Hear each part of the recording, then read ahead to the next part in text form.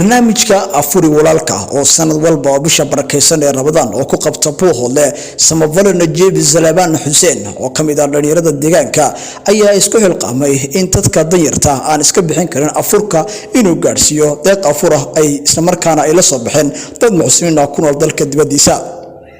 waxaana uu deeqdan afurka gaarsiiyay ilaa laba masjid oo ku yaala Buuhoodle dadkan oo inta badan kamid ah dadkii ka soo barakacay dagaalada ka socda gobolka Sool isla markaana u soo barakacay Buuhoodle masjidka Al-Asqa waa masaajidda ugu qadiimsan Buuhoodle isla markaana ay joogaan dad badan oo ah dad danyar ah isla markaana aan awoodin inay iska bixiyaan afurka Samafalo Najiib Zalabaan Xuseen ayaa ummadda Soomaaliyeed ugu baaqay in laga soo qayb qaato barnaamijka afuri walaalka iyadoo bisha barakeysan ee Ramadaan caawa ay galayso maalinkii 15aad بسم الله الرحمن الرحيم الحمد لله رب العالمين والصلاة والسلام على رسول الله صلى الله عليه وسلم إلهي سبحانه وتعالى بام هذا ولن يوصلناتي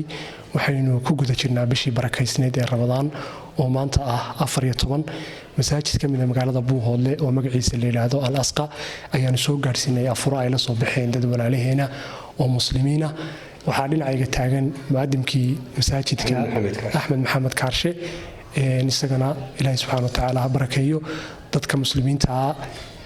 كليبكaygaasi uu gaaro waxaan ku codsanaynaa inay ka soo qayb qaataan barnaamijkan afuri walaalka masaajidkan waa masaajid qadiimi ah oo ku yaala magaalada Buuhoodle oo kamid ah masaajidadii ugu daada weynaa ayuu kamid yahay masaajidkani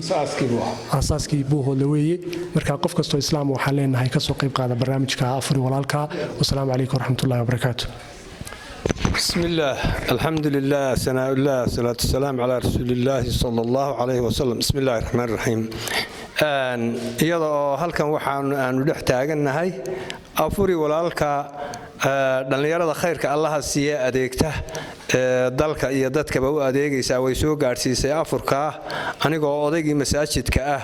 na waa ka gudoonay iyo kuwa ilamidka culimada ee joogaba waxa ay soo gaarsiiyeen kulligayna waxaan u gaarsiin doonaa dadka baahanaha ah ee la afurinayo ama ciyaal ha noqdo